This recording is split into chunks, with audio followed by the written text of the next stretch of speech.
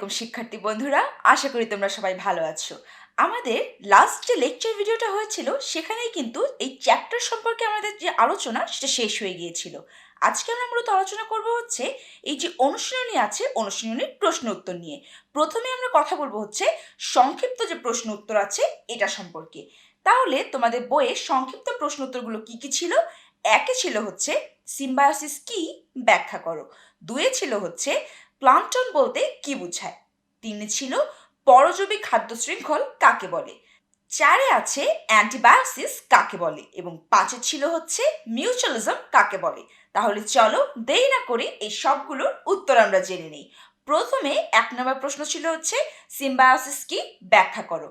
মূলত এই যে বিভিন্ন প্রকার গাছপালা আছে এবং যে প্রাণী আছে এদের মধ্যে বিদ্যমান যে জৈবিক সম্পর্কটা থাকে সেই সম্পর্ককে আমরা কি বলি? বলি হচ্ছে সহ অবস্থান বা সিম্বায়োসিস। এখন এই যে সিম্বায়োসিস যাদের মধ্যে আছে, মানে এই যে জীবগুলোর মধ্যে আছে, তাদেরকে আমরা কি বলবো? তাদেরকে আমরা বলবো হচ্ছে সিম্বায়ন্ট। মানে যাদের মধ্যে সম্পর্ককে বলা হবে হচ্ছে সহ অবস্থান বা সিম্বায়োসিস, এবং যাদের মধ্যে সম্পর্ক তাদেরকে বলবো সিম্বায়ন্ট। যদি উদাহরণ হিসেবে দেখলে এই যে জীবকুল আছে, জীবকুলের যে শাসন ক্রিয়া আছে, শাসন ক্রিয়ার জন্য কিন্তু তারা কার্বন ডাইঅক্সাইড গ্যাসটি ত্যাগ করে, এবং এই ত্যাগ করা কার্বন ডাইঅক্সাইড গ্যাসটি কিন্তু সবুজ যে উদ্ভিদ কুল আছে তারা তাদের সারক সংশ্লেষণের জন্য ব্যবহার করে। আবার এই যে সবুজ উদ্ভিদগুলো আছে তারা কি করে? তারা তাদের এই সারক সংশ্লেষণ প্রক্রিয়ায় উপজাত হিসাবে অক্সিজেনকে ত্যাগ করে। এই অক্সিজেনই কিন্তু আবার শাসনের জন্য জীবকুল ব্যবহার করে। তাছাড়াও কিন্তু বিভিন্ন যে ব্যাকটেরিয়া আছে, ছত্রাক আছে এবং বিভিন্ন যে জীবাণু আছে, এরা কি করে? এরা কিন্তু পারস্পরিক সংযোগ এবং নির্ভরশীলতার মাধ্যমে এই যে জীবজগৎটি আছে, জীবজগতে একজন আরেকজনের সাথে সহাবস্থানে থাকে। তাহলে আমরা সিম্বায়োসিস যদি লিখতে বলে আমরা কিভাবে লিখবো? আমরা হচ্ছে এভাবে লিখবো যে বিভিন্ন প্রকার গাছপালা ও প্রাণীদের মধ্যে বিদ্যমান জৈবিক সম্পর্কগুলোকে সহাবস্থান বা সিম্বায়োসিস বলে। তারপর আমরা একটা উদাহরণ দিয়ে দিব। এখানে আমি উদাহরণ হিসেবে দিয়েছি হচ্ছে কার্বন ডাইঅক্সাইড আর অক্সিজেনের ব্যাপারটা।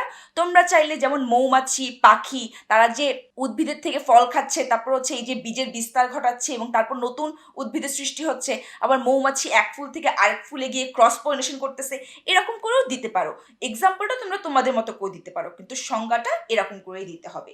তারপর ২ নম্বর প্রশ্ন ছিল হচ্ছে প্লান্টন বলতে কি বোঝায়। উত্তর হচ্ছে পানিতে ভাসমান যে ক্ষুদ্র জীবগুলো আমরা দেখি, এই জীবগুলোকে কিন্তু আমরা প্লান্টন বলি, এবং উদ্ভিদ প্লান্টনকে আমরা বলি হচ্ছে ফাইটোপ্লান্টন, আর প্রাণী প্লান্টনকে আমরা কি বলি? বলি হচ্ছে জুওপ্লান্টন। তারপর আসে ৩ নম্বর প্রশ্ন। ৩ নম্বর প্রশ্ন ছিল হচ্ছে পরজীবী খাদ্য শৃঙ্খল কাকে বলে। এর উত্তর হচ্ছে পরজীবী উদ্ভিদ প্রাণী অধিকাংশ ক্ষেত্রেই নিজেদের চেয়ে বড় আকৃতির পোষক দেহ থেকে খাদ্য গ্রহণ করে। মানে তারা কি করছে? তারা নিজেদের যতটুকু আকৃতি তার থেকে বড় আকৃতি একটা পোষক দেহ তারা সিলেক্ট করে এবং সেখান থেকে তারা খাদ্য গ্রহণ করে। এবং কোনো কোনো ক্ষেত্রে দেখা যায় যে একটি পরজীবীর উপরে আরেক ধরনের ক্ষুদ্রতর যে পরজীবী আছে তারা তাদের খাদ্যের জন্য নির্ভরশীল হয়ে থাকে। এই ক্ষেত্রে এই যে খাদ্য শৃঙ্খল আছে, খাদ্য শৃঙ্খলের প্রথম ধাপে সবসময় সবুজ উদ্ভিদ নাও থাকতে পারে। মানে এটা ম্যান্ডেটরি না বা দরকারি না যে সবসময় একদম যে শুরু থেকে আসবে সে সবুজ উদ্ভিদই হবে। এবং এই ধরনের শৃঙ্খলকে আমরা কি বলি? এই ধরনের শৃঙ্খলকে আমরা বলি হচ্ছে পরজীবী খাদ্য শৃঙ্খল। তাহলে আমরা ৩ নম্বর প্রশ্নের উত্তরও জেনে নিলাম। এবার আমরা জানবো হচ্ছে ৪ নম্বর প্রশ্নটি, সেটা হচ্ছে অ্যান্টিবায়োসিস কাকে বলে। এর উত্তর হচ্ছে একটি জীব কর্তৃক সৃষ্ট যে জৈব রাসায়নিক পদার্থগুলো আছে তার কারণে যদি অন্য কোনো জীবের বৃদ্ধি বা বিকাশ আংশিকভাবে অথবা সম্পূর্ণ রূপে বাধাপ্রাপ্ত হয়ে থাকে অথবা তার মৃত্যু ঘটে থাকে, তাহলে সেই প্রক্রিয়াকে আমরা কি বলবো? সেই প্রক্রিয়াকে আমরা বলবো হচ্ছে অ্যান্টিবায়োসিস। এবং ৫ নম্বর প্রশ্নটি কি ছিল? ৫ নম্বর প্রশ্নটি ছিল হচ্ছে মিউচুয়ালিজম কাকে বলে। এর উত্তর হচ্ছে এই যে বিভিন্ন প্রকার গাছপালা এবং প্রাণীদের মধ্যে বিদ্যমান যে জৈবিক আন্তঃসম্পর্কের ফলে যদি সহযোগীদের উভয় একে অন্যের দ্বারা উপকৃত হয় তাহলে তাকে মিউচুয়ালিজম বলবো। মানে তারা মিউচুয়ালি কাজ করবে, তারা একজন আরেকজনের উপকার করবে, উভয় এক্ষেত্রে উপকৃত হবে। তাহলে কিন্তু আমরা এই যে সংক্ষিপ্ত প্রশ্ন উত্তর ছিল তার সম্পর্কে জেনে নিলাম। এখন আমরা জানবো হচ্ছে রচনামূলক যে প্রশ্ন উত্তর আছে তার সম্পর্কে। এখানে রচনামূলক প্রশ্নটি হচ্ছে বিভিন্ন জীবের মিথস্ক্রিয়া এবং আন্তঃনির্ভরশীলতার মাধ্যমে পরিবেশের ভারসাম্য বজায় থাকে, ব্যাখ্যা করো। তবে যদি ব্যাপারটা আমরা ব্যাখ্যা করতে যাই তাহলে আমাদের বলতে হবে প্রথমেই যে এই যে জীবজগৎ আছে, জীবজগতে কিন্তু অসংখ্য জীব রয়েছে এবং যারা একে অন্যের উপর নির্ভরশীল কিভাবে? তাদের দৈনন্দিন বিভিন্ন কাজের জন্য বা তাদের জীবনধারা মেনটেন করার জন্য অনেক কিছুর জন্য তারা একে অন্যের উপর নির্ভরশীল। কোনো জীবই কিন্তু স্বনির্ভর নয়, মানে কেউই কিন্তু ইন্ডিপেন্ডেন্ট না, সবাই একজন আরেকজনের উপর ডিপেন্ডেন্ট। এমনকি এই যে সবুজ উদ্ভিদের কথা আমরা বলি, সবুজ উদ্ভিদও কিন্তু অন্য জীবের উপর কোনো না কোনো ভাবে নির্ভরশীল। আমরা কিন্তু সবুজ উদ্ভিদকে পুরোটা চ্যাপ্টার জুড়ে অটোট্রফ বলে আসছি বা স্বভোজী বলে আসছি। কারণ কি? কারণ তারা হচ্ছে নিজেদের খাবার নিজেরাই তৈরি করতে পারে, নিজেদের খাবার তৈরির জন্য তারা অন্য কারোর উপর ডিপেন্ড করে না। কিন্তু তাদের জীবনের অন্য ধাপগুলোতে, যেমন পলিনেশন করার ক্ষেত্রে বলো, তারপর হচ্ছে বীজের বিস্তার করার ক্ষেত্রে বলো, তারা কিন্তু সেখানে অন্য যে জীব আছে তাদের উপর কোনো না কোনোভাবে নির্ভর করে। এবং একটি সপুষ্পক উদ্ভিদ পরাগায়নের জন্য একটি কীটপতঙ্গের উপর এবং বীজ বিতরণের জন্য পশু পাখির উপর নির্ভরশীল। এই যে দেখো, এখানে আমরা উদাহরণটা পেয়ে গেলাম।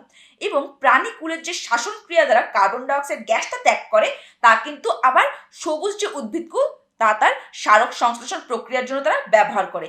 আবার এই সারক সংশ্লেষণ প্রক্রিয়ার উপজাত হিসেবে কিন্তু তারা অক্সিজেনকে ত্যাগ করে।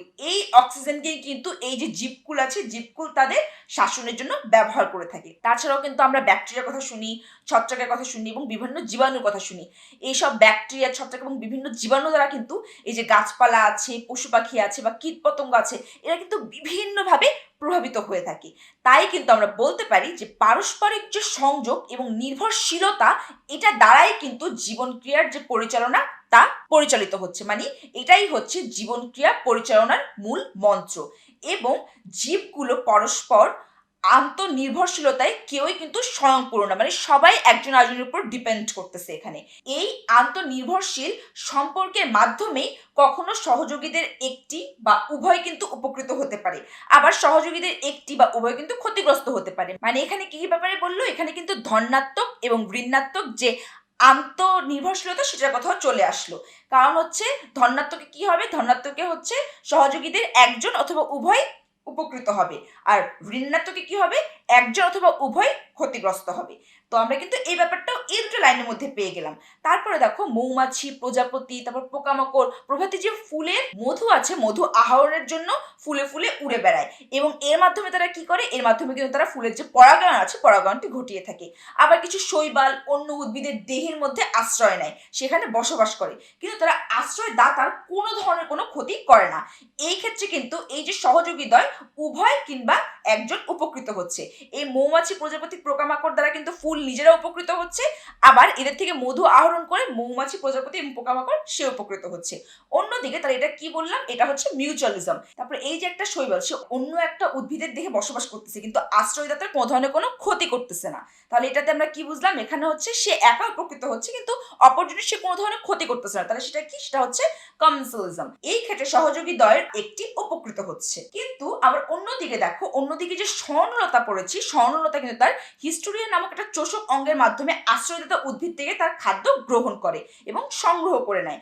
আবার কোনো কোনো নির্দিষ্ট স্থানে আলো, বাতাস, পানি এবং খাদ্যের জন্য কিন্তু এই যে জীবসমূহ আছে, জীবসমূহের মধ্যে তুমুল প্রতিযোগিতা হয় এবং এই ক্ষেত্রে কি দেখা যায়? এই ক্ষেত্রে কিন্তু সহযোগীদের একটি বা উভয় কোনো না কোনোভাবে ক্ষতিগ্রস্ত হয়ে যায়। তাহলে আমরা যে উপরে এতগুলো কথা বললাম, এই সম্পূর্ণ আলোচনা থেকে কিন্তু আমরা এখনই বুঝে গেছি যে এই যে পরিবেশ আছে, পরিবেশে বিদ্যমান যত সব জীব আছে, এই বিভিন্ন জীবের মধ্যে কিন্তু প্রতিনিয়ত বিভিন্ন ধরনের ক্রিয়া বিক্রিয়া হয়েই যাচ্ছে এবং প্রত্যেকটি উপাদানে কিন্তু পারস্পরিক যে আন্তঃসম্পর্কগুলো আছে, আন্তঃসম্পর্ক দ্বারাই কেউ হয়তো বা লাভবান হচ্ছে, আবার কেউ কেউ হয়তো বা ক্ষতিগ্রস্ত হচ্ছে বা ক্ষতির সম্মুখীন হচ্ছে। এভাবেই কিন্তু তারা এই যে পরিবেশটি আছে, আমাদের এই সুন্দর পরিবেশটির ভারসাম্য বজায় রাখছে। তাহলে কিন্তু আমরা এই যে রচনামূলক প্রশ্ন আছে তার উত্তর সম্পর্কেও জেনে নিলাম। এবার আমরা জেনে নেব হচ্ছে বহু নির্বাচনী যে প্রশ্ন আছে, প্রশ্নগুলো সম্পর্কে, এবং সঙ্গে সঙ্গে জেনে নেব তাদের উত্তরগুলো সম্পর্কে। প্রথম প্রশ্নটি হলো, কোনটি মৃতজীবী খাদ্য শৃঙ্খল? এখানে অপশনগুলো হচ্ছে, কতে আছে ঘাস, হরিণ, বাঘ; খতে আছে মৃতজীব, বিয়োজক, অ্যামিবা; গতে আছে জুওপ্ল্যাঙ্কটন, মাছ, বক; এবং ঘতে আছে সবুজ উদ্ভিদ, পাখি, শিয়াল। আশা করি যেহেতু তোমরা চ্যাপ্টারটা খুব ভালো মতো জানো এবং পড়েছো, তোমরা এটার উত্তর এখনই বলে দিতে পারবে। কিন্তু সবার সুবিধার্থে আমি বলে দিচ্ছি, এটার উত্তর হচ্ছে খ, মানে হচ্ছে মৃতজীব, বিয়োজক এবং অ্যামিবা। তাহলে আমরা 1 নাম্বারটার উত্তর জেনে নিলাম। 2 নম্বর প্রশ্নটি হচ্ছে, কমেন্সালিজমের মাধ্যমে অপশনগুলো হচ্ছে, 1 এ আছে সহযোগীদের মধ্যে একজন উপকৃত হয়, 2-এ আছে সহযোগীদের সদস্যের উপকৃত না হলেও ক্ষতিগ্রস্ত হয় না, এবং 3-এ আছে সহযোগীর উভয় উপকৃত হয়। নিচের কোনটি সঠিক? অপশনগুলো হচ্ছে কতে আছে 1, খতে আছে 1 ও 2, গতে আছে 2 ও 3, ঘতে আছে 1 2 3। আমি জানি যদি তোমরা ব্যাপারটা খুব সুন্দর মতো বুঝেছো লেকচারগুলো থেকে, তাই তোমরা এটার উত্তর সবাই করতে পারবে। কিন্তু যদি কেউ এটার উত্তর না পেরে থাকো, তাই আমি সবার সুবিধার্থে উত্তরটা বলে দিই। উত্তরটা হবে হচ্ছে 1 এবং 2, মানে হচ্ছে অপশন খ। খতে আছে 1 এবং 2, মানে কমেন্সালিজমের মধ্যে এখানে সহযোগীদের যে কোনো একজন উপকৃত হবে, কিন্তু অপরজন যদি উপকৃত নাও হয়ে থাকে সে কোনোভাবে ক্ষতিগ্রস্ত হবে না বা তার কোনোভাবে অপকার হবে না। তবে কিন্তু আমরা 1 এবং 2 যে বহু নির্বাচনী প্রশ্ন ছিল তার উত্তর সম্পর্কে জেনে নিলাম। এখন আমরা দেখো এই যে একটা ফ্লো চার্ট আছে, এই ফ্লো চার্টটা দেখে তারপর আমরা এই যে 3 আর 4 নম্বর প্রশ্ন আছে এটার উত্তর দিব। যদি ফ্লো চার্টটা আমি তোমাদের সুবিধার্থে একবার বলে দিই, দেখো এখানে অনেকগুলো খাদ্য শৃঙ্খলা আমরা দেখছি। প্রথমে হচ্ছে এই যে সবুজ উদ্ভিদ থেকে ঘাসফড়িং, ঘাসফড়িং থেকে ছোট পাখি, ছোট পাখি থেকে সাপ, সাপ থেকে ঈগল। তারপরে সবুজ উদ্ভিদ থেকে ডিরেক্টলি ছোট পাখি, ছোট পাখি থেকে সাপ, সাপ থেকে ঈগল। তারপরে সবুজ উদ্ভিদ থেকে ছোট পাখি, সবুজ উদ্ভিদ থেকে মাছ। তাহলে চলো আমরা এখন 3 এবং 4 নম্বর প্রশ্ন আছে, প্রশ্নের উত্তরগুলো জেনে নিই। তাহলে 3 নম্বর প্রশ্নটি হচ্ছে উপরোক্ত চিত্রে কয়টি খাদ্য শৃঙ্খলা আছে? আমরা কিন্তু এখানে যদি গুণে দেখি তাহলে আমরা বলে ফেলতে পারতেছি। এ দেখো এটা একটা খাদ্য শৃঙ্খল, ডিরেক্ট একটা খাদ্য শৃঙ্খল, এটা একটা খাদ্য শৃঙ্খল, এটা একটা খাদ্য শৃঙ্খল। মানে এখানে কতে আছে 1, খতে আছে 2, গতে আছে 3, ঘতে আছে 4। এখানে গুণেই কিন্তু আমরা জেনে গেলাম এখানে খাদ্য শৃঙ্খল হচ্ছে 4টি। তারপর 4 নম্বর প্রশ্ন দেখি। 4 নম্বর প্রশ্ন হচ্ছে উদ্দীপকের আলোকে দ্বিতীয় খাদ্য স্তরের খাদক কোনটি? অপশনগুলো হচ্ছে কতে আছে ছোট মাছ, খতে আছে সাপ, গতে আছে খরগোশ, ঘতে আছে ঘাসফড়িং। আমি জানি ইতিমধ্যে যদি তোমরা এই ফ্লো চার্টটি ভালো মতো দেখেছো তোমরা বলে ফেলতে পারবে, তাও সবার সুবিধাতে যদি উত্তরটা বলে দিই, উত্তরটা হচ্ছে সাপ। মানে হচ্ছে এখানে সাপটি হচ্ছে দ্বিতীয় স্তরের খাদক, কারণ সে কি করছে, সে হচ্ছে প্রথম স্তরের যে খাদক তাকে গ্রহণ করে নিজের জীবন ধারণ করছে। তাহলে কিন্তু আমরা জেনে নিলাম এই বহু নির্বাচনী প্রশ্ন উত্তর সম্পর্কে। এবার আমরা জেনে নেব হচ্ছে সৃজনশীল প্রশ্ন সম্পর্কে। এবং সৃজনশীল প্রশ্নের 1 নাম্বারটাতে দেখো প্রথমে একটা ফ্লো চার্ট দেওয়া আছে এবং ফ্লো চার্টের পর কিছু প্রশ্ন দেওয়া আছে। ফ্লো চার্টে যদি আমরা দেখিনি, এখানে দেখো সবুজ উদ্ভিদ আছে, সবুজ উদ্ভিদ থেকে এখানে সবুজ পোকা দেখিয়েছে, এখান থেকে দেখিয়েছে হচ্ছে মাংসেশী পতঙ্গ, এখানে দেখিয়েছে ছোট পাখি, এখানে শিয়াল, এখানে শামুক, এখানে খরগোশ। তাহলে চলো এই ফ্লো চার্ট থেকে যে প্রশ্নগুলো এখানে করা হয়েছে সেগুলো একবার দেখে নিই।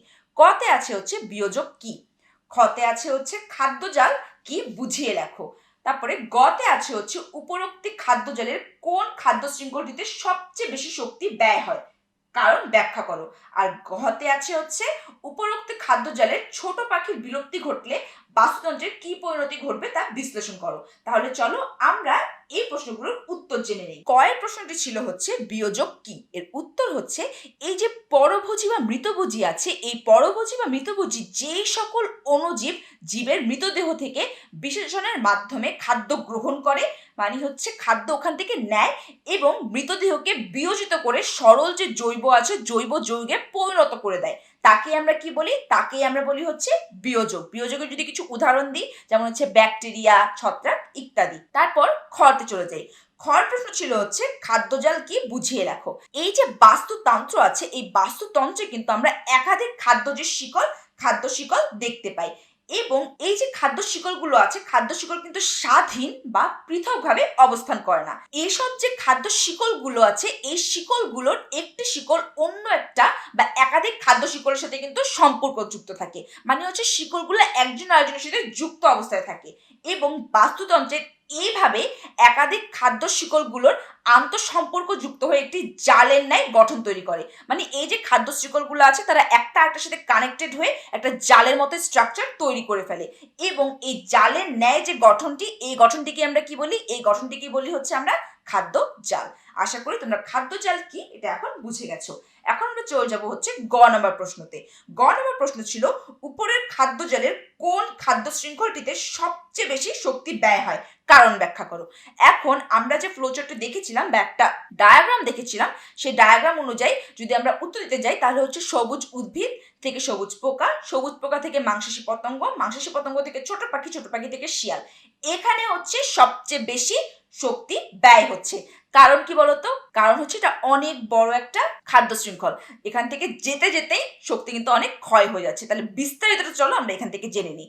এই যে উদ্দীপকের খাদ্য জালের যেই খাদ্য শৃঙ্খলটি রয়েছে, এখানে কিন্তু সবচেয়ে বেশি খাদ্য স্তর রয়েছে। দেখো এখানে কিন্তু খাদ্য স্তর অনেকগুলো। এই হচ্ছে উৎপাদক, তারপর 1, 2, 3, 4, প্রায় 4টা এখানে হচ্ছে খাদ্য স্তর।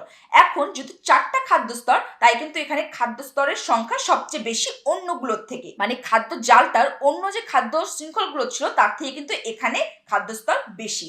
এবং বাস্তুতন্ত্রের সব ধরনের শৃঙ্খলকেই প্রতিটি খাদ্য স্তরে কিছু শক্তি অপচয় হয়। মানে যখন উৎপাদক থেকে এখানে যাবে, এখানে কিছু এনার্জি লস হবে, এখান থেকে এখানে গেলে এখানে কিছু এনার্জি লস হবে, যাওয়ার পথে এখানে কিছু লস হবে, এখানে কিছু লস হবে, মানে যেতে যেতে কিন্তু তারা তাপ হয়ে কিছু কিছু এনার্জি লস হয়ে থাকবে প্রত্যেকটা স্তরে যেতে যেতে।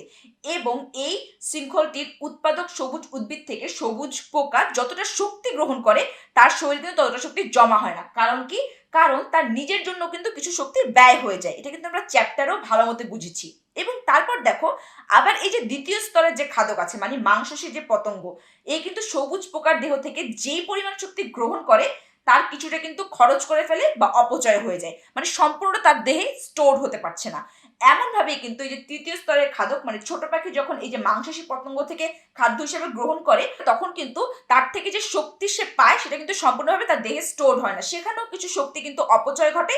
এবং সর্বোচ্চ খাদক এখানে যে দেখিয়েছে শিয়াল, এই শিয়াল যখন ছোট পাখিকে খাদ্য হিসেবে গ্রহণ করে তখনই কিন্তু এখানে কিছু এনার্জি ব্যয় হয়ে যায়। তাহলে কিন্তু আমরা পরিষ্কারভাবেই বুঝতে পারতেছি যেহেতু এখানে খাদ্য স্তর অনেক বেশি অন্য গুলার থেকে, মানে অন্য যে খাদ্য শৃঙ্খল গুলা ছিল ওই খাদ্য জালের মধ্যে সেখান থেকে, তাই কিন্তু এই যে খাদ্য শৃঙ্খলটি আছে এখানে শক্তির অপচয় সবচেয়ে বেশি।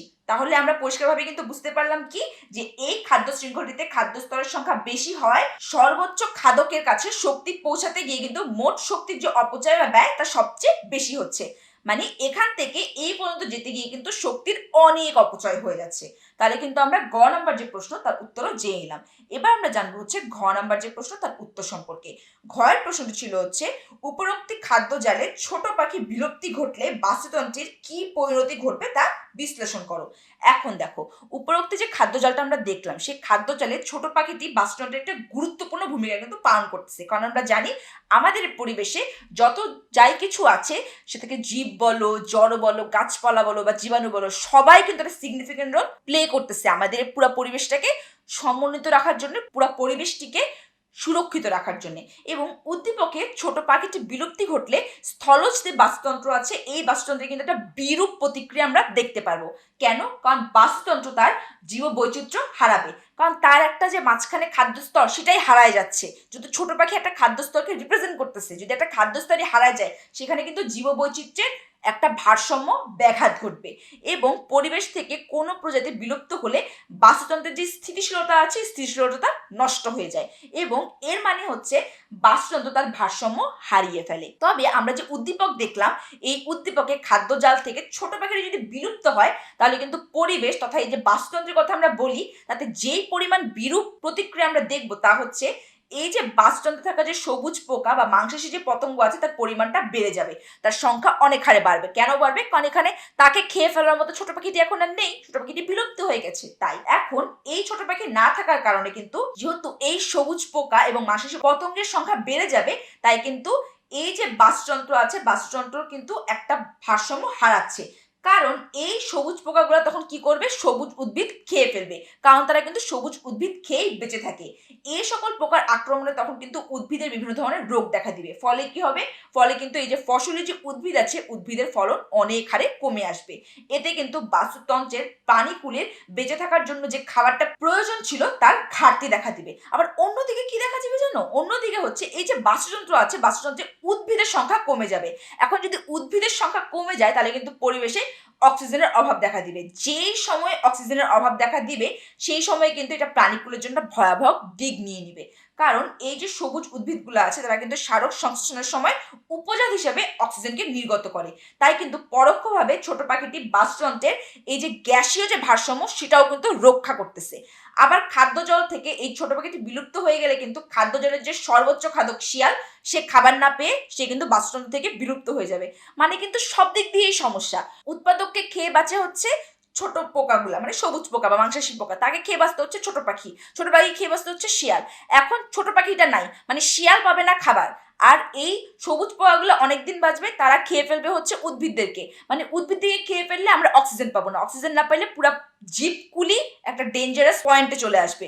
আর অপরদিকে একদম সর্বোচ্চ যে খাদক শিয়াল, সে খাবার পাবে না, সে খাবার না পেয়ে মরে যাবে বা বিলুপ্ত হয়ে যাবে। তাহলে দেখো, একটা স্তর বিলুপ্ত হলে পুরা যে বাস্তুতন্ত্র পুরাটাই কিন্তু একদম ধ্বংসের দিকে চলে যায়।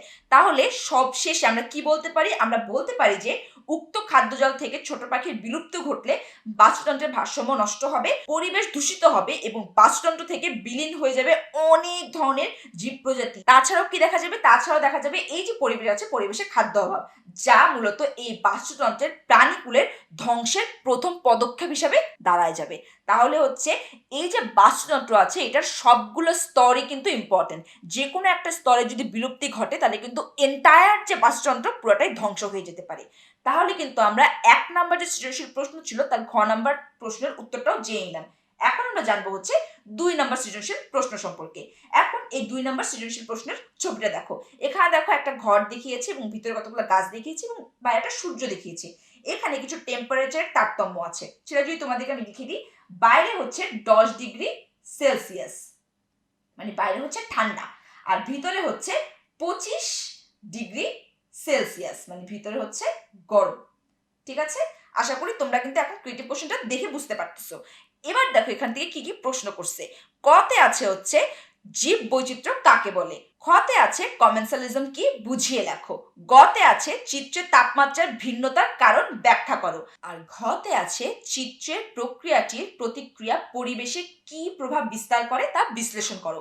তাহলে কিন্তু আমরা 2 নাম্বার যে সৃজনশীল প্রশ্ন, তার প্রশ্নগুলো শুনে নিলাম। এখন আমরা জেনে নেব হচ্ছে তার উত্তর সম্পর্কে। এখন কর প্রশ্নটি ছিল হচ্ছে জীব বৈচিত্র্য কাকে বলে। এটার উত্তর হচ্ছে এই যে পৃথিবী আছে, পৃথিবীতে বিরাজমান যে জীবসমূহর প্রাচুর্য এবং এদের মধ্যে যে ভিন্নতা, তাই হচ্ছে জীব বৈচিত্র্য। খতে ছিল হচ্ছে কমেন্সালিজম কি বুঝিয়ে লেখো। এখন এই যে কখনো কখনো দুটি জীব একসঙ্গে বসবাসের সময় দেখা যায় এদের একটি অন্য দ্বারা উপকৃত হয়, কিন্তু অন্যটি যদি উপকৃত নাও হয়ে থাকে সে কিন্তু ক্ষতিগ্রস্ত হয় না। এই যে জীবের মধ্যে এই ধরনের যে সহবাসস্থান, মানে সিম্বায়োসিস, এটাকে আমরা কি বলি? এটাকে আমরা বলি হচ্ছে কমেন্সালিজম। মানে এই ধরনের আন্তঃনির্ভরশীলতাকে আমরা কি বলি? আন্তঃনির্ভরশীলতাকে বলি হচ্ছে আমরা কমেন্সালিজম। যদি আমরা একটা এক্সাম্পল দিই, এক্সাম্পল আসে হচ্ছে এই যে রোহিণী উদ্ভিদ যখন অন্য কোনো বড় গাছকে বা উদ্ভিদকে ধরে আহরণ করে উপরে উঠে, এই ক্ষেত্রে কিন্তু এই রোহিণী উদ্ভিদটি উপকৃত হচ্ছে কেন? কারণ সে কিন্তু বড়ভাবে বিস্তার লাভ করতেছে এবং সে অনেক আলো দিচ্ছে এবং বাতাস থেকে নিজে খাদ্য গ্রহণ করে, কিন্তু সে কিন্তু যেই উদ্ভিদকে ধরে আহরণ করতেছে সে বড় উদ্ভিদের কোনো প্রকার কোনো ক্ষতি করে না। এই বড় উদ্ভিদ উপকৃত না হলেও সে কিন্তু অপকৃত হয় না, কারণ এই রোহিণী উদ্ভিদ কিন্তু তার কোনো ধরনের কোনো ক্ষতি করে না। তাই এই যে সহবাসস্থান, যেখানে হচ্ছে দুটি সহযোগীর মধ্যে একজন উপকৃত হচ্ছে কিন্তু আরেকজন উপকৃত না হলেও সে অপকৃত হচ্ছে না, এই ব্যাপারটাকে আমরা কি বলি? এই ব্যাপারটা কি বলি হচ্ছে আমরা কমেন্সালিজম। এবং এই ধরনের যে সহবাসস্থান আছে, তাই হলো হচ্ছে কমেন্সালিজমের একটি প্রকৃত উদাহরণ। তাহলে কিন্তু আমরা খ নাম্বার যে প্রশ্ন তা সম্পর্কে জেনে নিলাম। এখন আমরা জানবো হচ্ছে গ নাম্বার প্রশ্নের উত্তর সম্পর্কে। গ নাম্বার প্রশ্ন ছিল চিত্রে তাপমাত্রার ভিন্নতার কারণ ব্যাখ্যা করো। আমরা চিত্রে দেখেছিলাম বাইরে ছিল 10 ডিগ্রি সেলসিয়াস আর ভিতরে ছিল হচ্ছে 25 ডিগ্রি সেলসিয়াস। এটার কারণ আমাদেরকে এখন ব্যাখ্যা করতে হবে। মূলত আমরা উদ্দীপকে যে চিত্রটি দেখেছি তা কিন্তু গ্রিন হাউস, মানে কাচের যে ঘরটি তোমরা দেখেছো সেটা হচ্ছে গ্রিন হাউস। এটি কাচের তৈরি একটি ঘর যার ভিতরে গাছপালা লাগানো হয়, এবং এটা আমরা কোথায় বেশি দেখি জানো? এটা হচ্ছে শীত প্রধান দেশে বেশি দেখা যায়, কারণ শীত প্রধান দেশে গ্রিন হাউসের প্রয়োগ সবচেয়ে বেশি। কারণ কি? কারণ শীতের হাত থেকে যেন গাছপালাগুলোকে বাঁচানো যায়, তাই মূলত বাইরের শীত প্রধান দেশে এই গ্রিন হাউসটাকে বেশি প্রয়োগ করা হয়ে থাকে। এবং চিত্রে গ্রিন হাউস বা কাঁচের তৈরি যে ঘরটি ছিল তার বাইরের তাপমাত্রা ছিল হচ্ছে 10 ডিগ্রি সেলসিয়াস, কিন্তু ভিতরের তাপমাত্রা আবার ছিল হচ্ছে 25 ডিগ্রি সেলসিয়াস। এই যে তাপমাত্রা আছে, এই তাপমাত্রার যে ভিন্নতা, তার কারণটা কিন্তু আমরা এই নিম্নে যেই পয়েন্টগুলো আমরা দিচ্ছি এটা দিয়ে ব্যাখ্যা করা যায়। প্রথমে দেখো, এই কাঁচের তৈরি ঘরের ভিতরে সূর্য আলো কিন্তু খুব সহজেই প্রবেশ করতে পারে। যেহেতু কাঁচ তাই ট্রান্সপারেন্ট, সূর্য আলো তাড়াতাড়ি করে ভিতরে ঢুকে যাচ্ছে, তাই কিন্তু ভিতর টেম্পারেচারটা বাড়তেছে এবং সূর্য আলোর কারণে কিন্তু ঘরের ভিতরের পরিবেশটা গরম হয়ে যায়, তাই ভিতরের তাপমাত্রা বাইরের তুলনায় কিন্তু অনেক বেশি বেড়ে যায়। এটা কিন্তু আমরা লেজিটলি বুঝতেই পারছি, বাইরে 10 ডিগ্রি সেলসিয়াস আর ভিতরে হচ্ছে 25 ডিগ্রি সেলসিয়াস। এবং যেহেতু কাঁচ তাপ কুপরিবাহী, মানে হচ্ছে কাঁচকে ভেদ করে তাপ বাইরে যেতে পারে না, তাই হচ্ছে ভিতরের গরম বাইরে এবং বাইরের যে ঠান্ডা তা কিন্তু ভিতরে প্রবেশ করতে পারে না। মানে ভিতরের গরম ভিতরেই রয়ে যায় এবং বাইরের ঠান্ডা বাইরেই রয়ে যায়। মানে এই যে ভিতরের গরমটা সেটা আর বাইরে যাচ্ছে না এবং বাইরের যে ঠান্ডা সেটা আর ভিতরে আসতেছে না। তাই কিন্তু এই যে গ্রিন হাউস আছে, এই গ্রিন হাউসের বাইরে এবং ভিতরে যে তাপমাত্রার মধ্যে একটা ভিন্নতা আমরা লক্ষ্য করি। ভিতরে হচ্ছে 25 ডিগ্রি সেলসিয়াস, বাইরে 10 ডিগ্রি সেলসিয়াস। এটা মূলত কেন হচ্ছে, কারণ এই যে কাঁচটি আছে, কাঁচটি হচ্ছে তাপ কুপরিবাহী।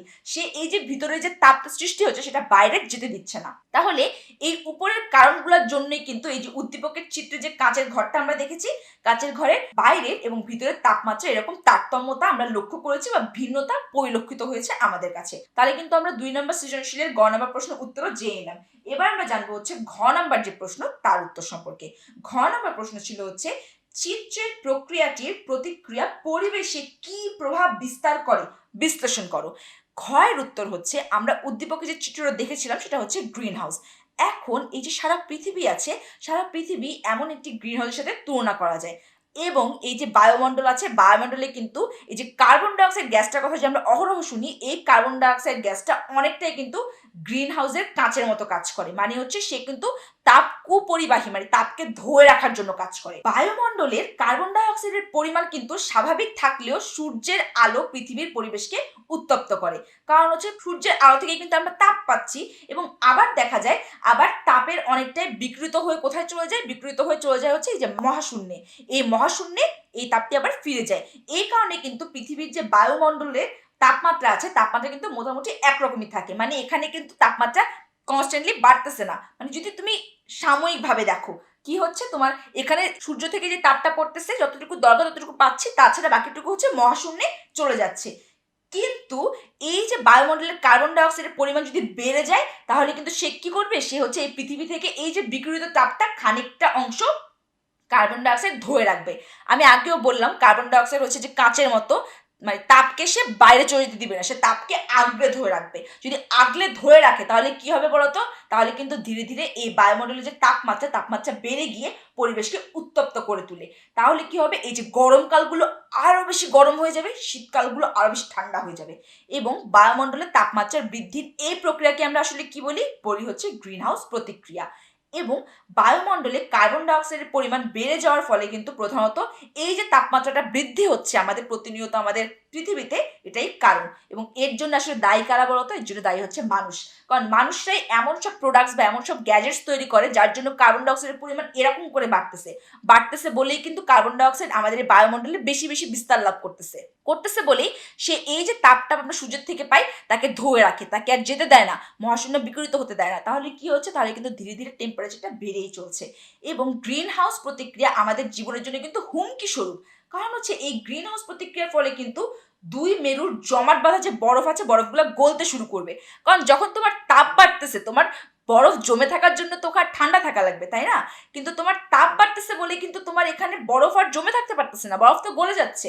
এবং ফলে সমুদ্রের পানির উচ্চতা বেড়ে যাবে। সমুদ্রের পানির উচ্চতা বেড়ে গেলে কি হবে বলতো, এই যে নিম্ন অঞ্চল যে আছে আমাদের পৃথিবীতে সেগুলো কিন্তু অনসায় ডুবে যাবে। এবং একটা দুঃখের বিষয় হচ্ছে আমাদের এই যে বাংলাদেশ, সেটাও কিন্তু নিম্ন অঞ্চলের মধ্যে পড়ে। যদি গ্রিন হাউস ইফেক্ট এরকম করেই বাড়তে থাকে, বেশি দিন নেই যে আমাদের বাংলাদেশও হয়তো এই পানির তলে তলিয়ে যাবে। এবং যেহেতু বাংলাদেশ এই যে বঙ্গোপসাগরের সাথে একদম কানেক্টেড, মানে আমরা কক্সবাজার তো সবাই কম বেশি যাই, বা কক্সবাজারের কথা সবাই আমরা অনেক কম বেশি শুনি, ওখানে কিন্তু আমরা বঙ্গোপসাগর দেখি। এই বঙ্গোপসাগর কিন্তু উচ্চতা বেড়ে যাবে এবং আমাদের এই বাংলাদেশ তখন তলিয়ে যাবে। এবং এটার মূলত কারণ হবে কি, কারণ হবে হচ্ছে যদি এই বায়ুমণ্ডলে কার্বন ডাইঅক্সাইডের পরিমাণ মাত্রা অতিরিক্ত বেড়ে যায়।